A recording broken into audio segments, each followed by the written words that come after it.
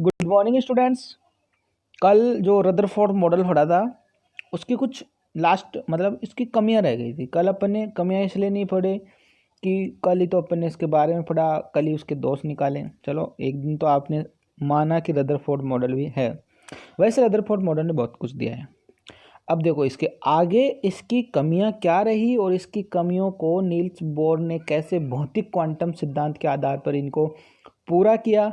तो साथ में इसकी कमियों को बताते हुए इसका अगला मॉडल क्या था और नील्स बोर ने किस बेस पे इसके मॉडल को आगे मॉडिफाई किया और क्यों इसका मॉडल फेल हुआ, ये सब हम चर्चा आज करेंगे। तो जैसे कि आपको आज पता है कल रदरफोर्ड मॉडल क्या था उसके बारे में हमने पढ़ा, कैसे उसने स्वर्ण पत्थर पे जो गोल्ड फॉइल थे उसके ऊपर एक्सपेरिमेंट किया, कैसे उसने ये ज्ञात किया कि परमाणु अधिकांश खोखला होता है और इसका जो द्रव्यमान होता है वो नाभिक में होता है जिसका चार्ज पॉजिटिव होता है। इलेक्ट्रॉन वर्ताकार पथ में चक्कर लगाते हैं जिन्हें कक्षा कहते हैं। ये सब अपन ने कल रदरफोर्ड के बारे में पढ़ा। ठीक है, आज अपन इस मॉडल की कुछ कमियां देखते हैं, इसके कुछ दोष देखते हैं। जैसे कि आपको हेडिंग दिख रही होगी आज, रदरफोर्ड मॉडल की कमियां। ये क्या कमियां रह गई थी देखो। इसके केस में एक चीज़ सबसे पहले सामने आती है, परमाणु के स्थायित्व की व्याख्या नहीं कर सका। परमाणु की स्टेबिलिटी यानी कि परमाणु कब स्थायी होगा और कब स्थायी नहीं होगा, इसने बस ये कहा कि द्रव्यमान नाभिक जो है उसके सेंटर में होता है, बाकी जो इलेक्ट्रॉन होते हैं वो वर्ताकार पथ में लगातार चक्कर लगाते रहते हैं। अब सोचो आप, अगर कोई लगातार चक्कर लगाएगा, कोई कण घूमेगा तो वो त्वरित नहीं होगा। अगर वेग है तो वेग के साथ त्वरित होगा, और अगर ऐसा होता है तो हमारे हिसाब से या न्यूटन की गति के नियम के हिसाब से या जो भी XYZ सोचें तो ऐसा लगता है ना, अगर कि जैसे मान लो इसने कहा कि ये परमाणु गोलाकार है, ठीक है, ये इसका नाभिक है, ये इसके अंदर इलेक्ट्रॉन है और ये चक्कर लगाता है। तो अब आप सोचो, ये चक्कर लगाता एक दिन इसकी ऊर्जा कम होगी और ये नाभिक में कूद जाएगा। ऐसा लोगों का मानना है, ऐसा लोग बोलते हैं। और उसका जवाब उस टाइम रदरफोर्ड के पास नहीं था, इसलिए इस थ्योरी को आगे बनाने के लिए। और इसने ये भी नहीं कहा कि परमाणु की संरचना या इसकी जो परमाणु की संरचना का मतलब हुआ कि जैसे मान लो ये परमाणु गोलाकार है, इसमें ये नाभिक है, इसने ये तो बता दिया कि नाभिक के अंदर न्यूट्रॉन और प्रोटॉन होते हैं और इलेक्ट्रॉन नाभिक के वर्ताकार पथ में चक्कर लगाते हैं, बट ये नहीं कहा कि इलेक्ट्रॉन कहाँ, कितने और कैसे होते हैं। पहले कोर्स में कितने होते हैं, दूसरे कोर्स में कितने होते हैं, जो थ्योरी हम आज जानते हैं उसके बारे में इसने नहीं बता पाया था। ये है इसकी खास बात। तो बात करते हैं फिर इसके सेकंड दोष की। जैसे मैंने भी आपको बताया सेकंड दोष में क्या था कि पहले में तो क्या है कि स्थायित्व की व्याख्या नहीं कर रखा कि कब परमाणु स्टेबल होगा कब नहीं होगा। दूसरा है इसकी परमाणु की इलेक्ट्रॉन की जो संरचना है उसको स्पष्ट नहीं कर पाया कि पर्टिकुलर इलेक्ट्रॉन कहाँ और कौन से कोश में होता है। बाकी आगे देखो, मेन चीज़ इसने मैक्सवेल ने इसको टक्कर दी। मैक्सवेल का सिद्धांत है कि अगर वर्ताकार घूमता हुआ कोई इलेक्ट्रॉन यानी कि सर्कल में कोई इलेक्ट्रॉन घूम रहा है, विकिरण उत्सर्जित करता है जिससे उसकी ऊर्जा कम होती है। इस प्रकार वह नाभिक के चारों ओर सर्पिलाकार गति करता हुआ अगर ऐसा है कि वो नाभिक के चारों ओर सर्पिलाकार गति कर रहा है तो करता हुआ अनंत में, यानी कि अंततः ये कह सकते हैं कि वो एनर्जी कम होने के कारण, जैसे आप जैसे मान लो दौड़ कर रहे हो, चक्कर लगा रहे हो, आपको चक्कर आ गए, यानी इट मीन्स आपकी एनर्जी कम हो गई। तो ऐसा है ना कि एनर्जी कम होगी तो आप भी एक दिन ऐसा तो 5 चक्कर लगा लोगे, 10 चक्कर लगा, एक दिन चक्कर लगा के गिरोगे। तो ये बोल रहा है कि अगर ऐसा होता तो अंत में वह चक्कर लगाने के बाद उसमें गिर जाता, परंतु वास्तव में ऐसा हुआ क्या? अगर ऐसा होता तो वो चक्कर लगाता और इसमें गिरता, पर ऐसा नहीं हुआ। यानी यह परमाणु के स्पेक्ट्रम तथा एक कक्षा में उपस्थित इलेक्ट्रॉनों की संख्या एवं व्यवस्था को स्पष्ट नहीं कर सका। यानी कि जैसे आज अपन जानते हैं ना कि पहले कोश में 2 इलेक्ट्रॉन होते हैं, दूसरे में 8 होते हैं, तीसरे में 18 होते हैं, चौथे में इतने होते हैं, वो S में पाए जाते हैं, D में पाए जाते हैं। ऐसे अपन आज जानते हैं कि SPDF में इलेक्ट्रॉन पाए जाते हैं, कौन कौन से कक्षा में इलेक्ट्रॉन पाए जाते हैं। वो चीज़ें उस टाइम थोड़ी ना पता थी। ठीक है, तो इसकी भी दोष रह गया बेचारा का। अब देखो ये नाभिक था, ठीक है, ये प्लस वाला, अब इलेक्ट्रॉन चक्कर लगा रहा है, तो ऐसे इसकी एनर्जी कम होती और ये नाभिक में कूदता, ऐसा इसका मानना है मैक्सवेल थ्योरी के अकॉर्डिंग। इसलिए ये स्पष्ट नहीं कर सका इस बात को। आगे चलते हैं। देखो परमाणु की इलेक्ट्रॉन की मतलब परमाणु जो है उसमें इलेक्ट्रॉन का पथ दिखाया है कि कैसे वो चक्रण करते हैं। अब देखो भाई साहब, ये है नील्स बोर और इसका मॉडल हम पढ़ेंगे आगे। नील्स बोर कहता है कि नील्स बोर ने भौतिकी के क्वांटम सिद्धांत का उपयोग कर रदरफोर्ड मॉडल के दोष को दूर करने का प्रयास किया, नया नहीं दिया।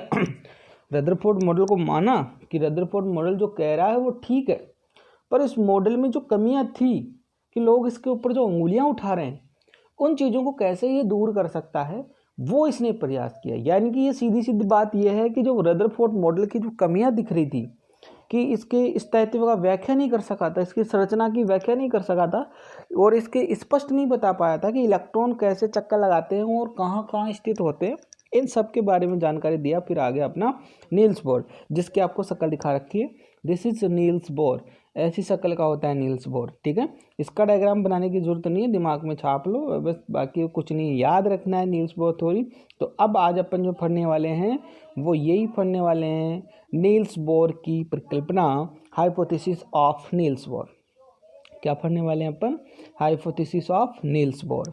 नील्स बोर भी वैज्ञानिक है जिसने अब परमाणु के बारे में, जैसे कि महर्षि कणाद के बाद डाल्टन के बाद थॉमसन के बाद रदरफोर्ड, नील्स बोर, आगे भी आते हैं सोमरफेल्ड वगैरह, लेकिन अपने 10th के सिलेबस में नील्स बोर तक ही है। 11th वालों के लिए आगे और है, सोमरफेल्ड वगैरह कुछ आगे और आएंगे इनके स्पेक्ट्रम वगैरह, लेकिन 10th तक के लिए ये लास्ट परिकल्पना है। ऐसा शायद आप थोड़ा 9th क्लास में भी पढ़ रखे हो। तो चलिए बात करते हैं नील्स बोर परिकल्पना की। सन 1993 में नील्स बोर ने हाइड्रोजन परमाणु की व्याख्या की। देखो ये जितने भी व्याख्या हैं यहाँ पे हाइड्रोजन परमाणु के केस में होगी, स्पेक्ट्रम में भी ऐसा ही हुआ था। आगे जो भारी परमाणु आ जाते हैं, यानी कि जिनमें इलेक्ट्रॉनों की संख्या ज़्यादा हो जाती है, वहाँ पे दिक्कतें आ जाती है। तो सबसे पहले बात ध्यान रखना, नील्स बोर ने हाइड्रोजन परमाणु की संरचना, उसके स्पेक्ट्रम को समझाने के लिए प्रतिरूप बनाया, मॉडल बनाया एक, तथा तर्कसंगत रूप से समझाया भी इसको। मतलब लोग तर्क करेंगे, इसके ऊपर अंगुलियां उठाएंगे, तो उनकी अंगुलियां का इसने जवाब भी दिया। इसके ऊपर इसकी स्टडी जो संरचना की थी वो एक अच्छी थी, परिपूर्ण थी। बोर का परमाणु मॉडल निम्न परिकल्पनाओं पर आधारित था, यानी कि जो बोर का परमाणु मॉडल था वो इन परिकल्पनाओं पर आधारित था। ठीक है, किन किन पर आधारित था? फर्स्ट ऑफ ऑल बात करते हैं तो ये कहता है कि परमाणु के केंद्र में नाभिक होता है, मानता है रदरफोर्ड ने कहा, यही बात ये भी माना, जिसमें धनावेशित कण प्रोटॉन उपस्थित होते हैं, जिसमें धनावेशित कण प्रोटॉन उपस्थित होते हैं, ऐसा रदरफोर्ड का भी मानना था। इन इलेक्ट्रॉन नाभिक के चारों ओर, देखो इसने नई बात जो बोली है ना रदरफोर्ड के अलावा, वो ये बोली है कि इलेक्ट्रॉन नाभिक के चारों ओर निश्चित त्रिज्या एवं ऊर्जा वाले पथों में गति करते हैं, जबकि रदरफोर्ड ने क्या कहा कि बस वर्ताकार पथों में तीव्र गति करते हैं।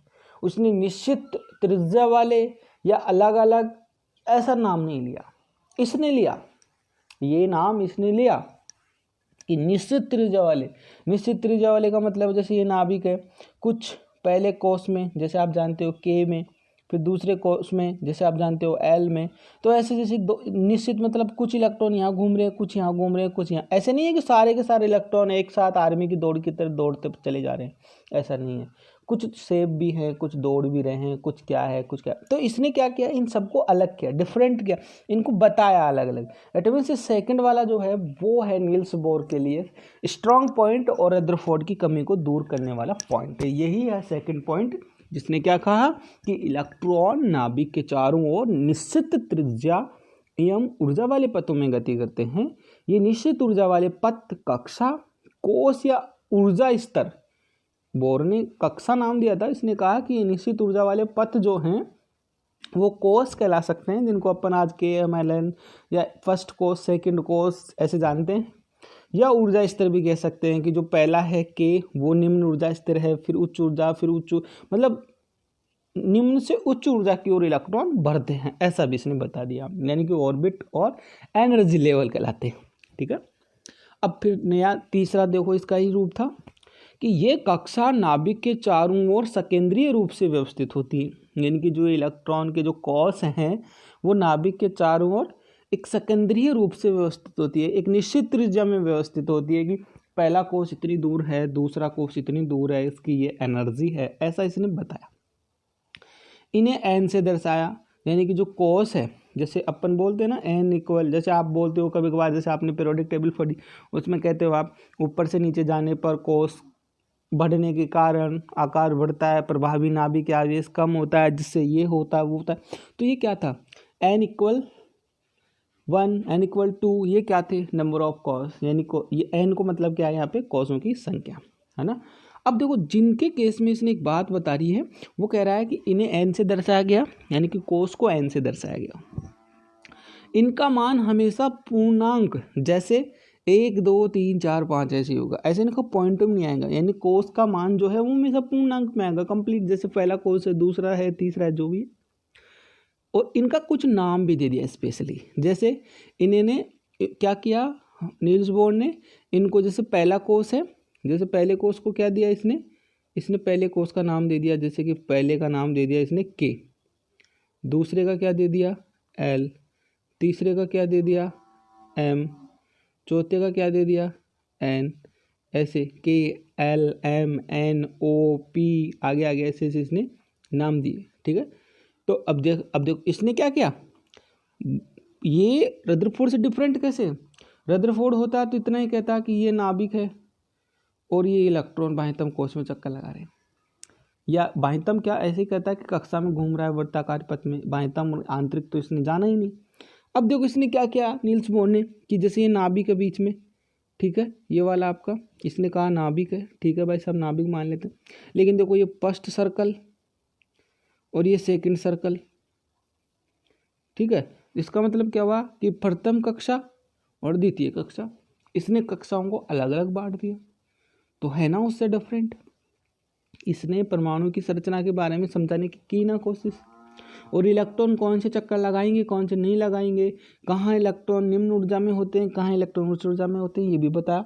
तो अब ये वापस से आप साफ सुथरा डायग्राम इसका बनाओ, मैं वापस से इसको मिटा दिया, ठीक है। तो ये डायग्राम आपको नील्स बोर के केस में बना के बताना है कि कैसे इन्हें अलग अलग कक्षा नाम दिया, और कैसे इसने कोष जो होता है एन से जैसे प्रदर्शित किया जाता है वो उनको कैसे के एल एम एन में नाम दिया। अभी जैसे आपसे कोई पूछ ले बोर के अकॉर्डिंग एम, कैपिटल एम कोष का क्या मतलब है, तो हम समझ सकते हैं तीसरे कोष की बात कर रहा है, ठीक है। तो ये था आपका बोर का परमाणु मॉडल। आपने डाल्टन का पढ़ा, थॉमसन का पढ़ा, रदरफोर्ड का पढ़ा, और ये किसका था, बोर का परमाणु मॉडल। बोर तक पहुंच गए अपन, ठीक है, बोर का परमाणु। फिर देखो इसकी चौथी परिकल्पना क्या थी, चौथी परिकल्पना में कह रहा है कि जो एन का मान बढ़ने के साथ साथ कक्षाएं नाभिक से दूर होती जाती हैं और इनकी ऊर्जा बढ़ती जाती है। यहाँ एन इक्वल 1 यानी के कक्षा की बात कर रहा है जो सबसे कम ऊर्जा की होती है। इट मीन्स ये कहना चाहता है कि जैसे ये नाभिक है, ठीक है, ये पहली कक्षा है के, ये दूसरी कक्षा है एल, ये तीसरी कक्षा है एम, एस चौथी कक्षा है एन। इस प्रकार से पहली कक्षा जिसका मान 1 है के एल एम एन, ऐसे, यानी कि जैसे जैसे एन का मान बढ़ेगा, यानी कि 1 के बाद 2, 2, 3 ऐसे बढ़ेगा, तो क्या होंगी, कक्षाएं नाभिक से दूर जाती जाएंगी। आप जानते हो सर्कल जैसे जैसे बार बढ़ाएंगे तो नाभिक से दूरी बढ़ती जाएगी, इस बात को अपन जानते हैं पहले से ही। तो इन इलेक्ट्रॉन्स की या इन कक्षाओं की ऊर्जा भी बढ़ती जाएगी, ठीक है। और सबसे कम किसकी है, के कोष की, और के कोष कहाँ खत्म हो जाता है, सिर्फ हाइड्रोजन और हीलियम में या लिथियम प्लस वगैरह में। यानी कि ये कह सकते हैं कि एक, क्योंकि पहले कोष में 2 इलेक्ट्रॉन होते हैं, ये बात धीरे धीरे अपन क्वांटम थ्योरी में बताएंगे, यानी कि जो इनका क्वांटम नंबर होता है ना उनके अंदर भी 11th क्लास में, और इसको अच्छे से समझा देते हैं। अब आगे नंबर 5 पे बात कर लेते हैं। तो 5 क्या कहना चाहता है, 5 का देखो, 5 कह रहा है कि इन कक्षाओं में इलेक्ट्रॉन का कोणीय संवेग m v r equal h upon 2 pi या एन एच अपॉन 2 पाई भी मिलता है। एच एन का मात्रा कोष की संख्या ही है, एम वी आर फॉर्मूला दिया इसने एक, m v r equal h upon 2 r. यहाँ पे इसका गुणक होता है कोणीय संवेग। यहाँ h क्या है, प्लांक कांस्टेंट जिसकी वैल्यू निश्चित है। m क्या है, इलेक्ट्रॉन का द्रव्यमान जिसकी वैल्यू निश्चित है। v क्या है, इलेक्ट्रॉन का वेग कि किस वेग से गति कर रहा है। r क्या है, r कक्षा की त्रिज्या है, नाभिक से कक्षा की त्रिज्या है, आप जानते हो। अर्थात इलेक्ट्रॉन केवल उन्हीं कक्षाओं में गति कर सकता है जिनका कोणीय संवेग nh/2π के बराबर हो। n का मतलब क्या है, यहाँ पे नंबर ऑफ कोसों की संख्या। ठीक है, तो ये एक 5वां नियम था। बात करते छठे की।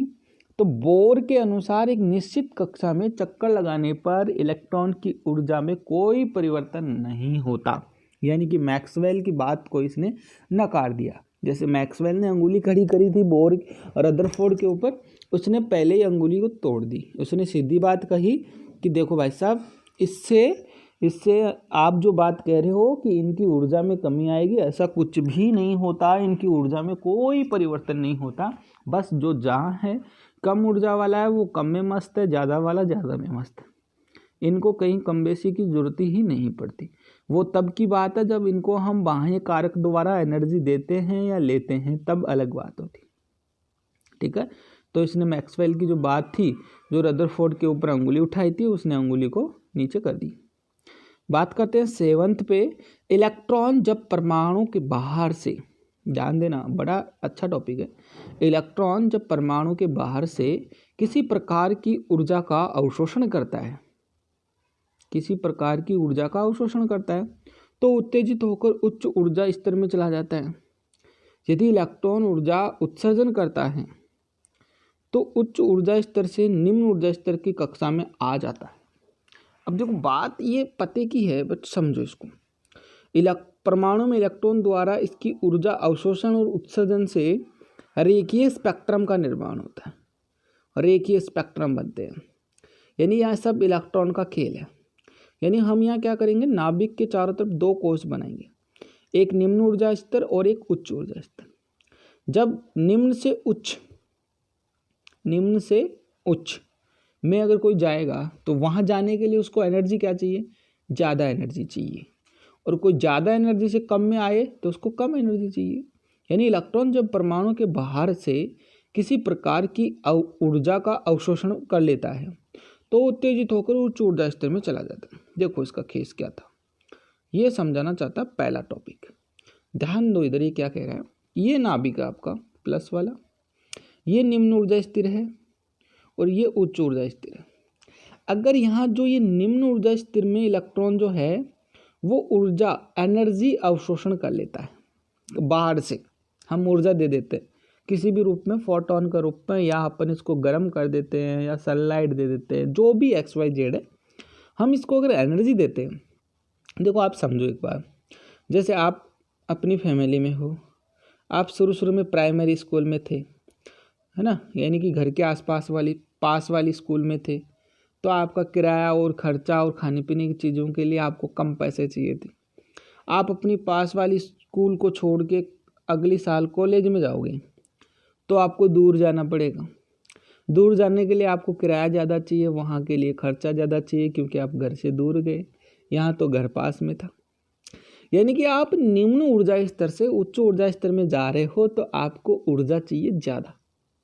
क्या चाहिए, ज़्यादा। तो जब अगर आपको ऊर्जा मिल जाए तो आप जा सकते हैं। यानी कि निम्न ऊर्जा स्तर से उच्च ऊर्जा स्तर में इलेक्ट्रॉन तभी जाएगा जब उसको ऊर्जा बाहर से मिले, क्योंकि यहाँ ज़्यादा ऊर्जा होगी तो ही यहाँ सर्वाइव करेगा, राइट। तो हम क्या कहेंगे कि इलेक्ट्रॉन को जब बाहर से ऊर्जा मिलती है या बाहर से ऊर्जा का अवशोषण करके निम्न ऊर्जा स्तर से उच्च ऊर्जा स्तर में जा सकता है, राइट। तो ये वो डायग्राम दिखा रखा है जब इलेक्ट्रॉन ने ऊर्जा अवशोषण की और वह निम्न ऊर्जा स्तर से उच्च ऊर्जा स्तर में गया। यानी कि ये डायग्राम आपको इसी प्रकार से समझ में आ रहा होगा। देखो इसके आंतरिक कोश में इलेक्ट्रॉन है E, और ये जा कहाँ रहा है, उच्च ऊर्जा स्तर में। कहाँ जा रहा है, उच्च ऊर्जा स्तर में, और निम्न ऊर्जा स्तर से उच्च ऊर्जा स्तर में जा रहा है। डायग्राम नंबर 2 पे चर्चा करो जरा। इसमें उल्टा सिस्टम है। क्या सिस्टम है, ये नाभिक है, इलेक्ट्रॉन आ रहा है बाह्य ऊर्जा से जहाँ ऊर्जा ज़्यादा है, और आ कहाँ रहा है, निम्न ऊर्जा स्तर में। तो अब इसको क्या करना पड़ेगा, इसको यहाँ आने के लिए इतनी ऊर्जा नहीं चाहिए, इसको एनर्जी का अवशोषण करना पड़ेगा। क्या करना पड़ेगा? उत्सर्जन करना पड़ेगा। यानी कि ये बाह्य कोश में एनर्जी क्या होती है? ज़्यादा होती है, और यहाँ आने के लिए कम चाहिए।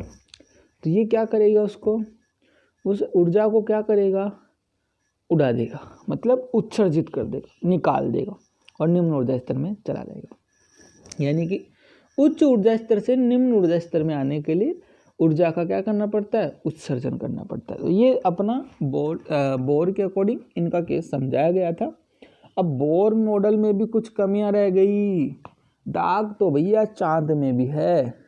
तो इस बोर मॉडल की कमियों को कल करेंगे पूरा, और साथ में चैप्टर को भी कर देंगे पूरा, क्योंकि आपको पता है इसके आगे वाला तत्वों की वर्गीकरण की आवश्यकता वाला टॉपिक, वहाँ से अपन ने पहले ही कई पार्ट बनाकर चैप्टर को ख़त्म किया है।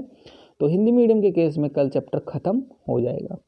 इन सब में अब तक आप नोट्स बनाओ और चैप्टर को पूरा तैयार कर लो अच्छे से। ठीक है, थैंक यू।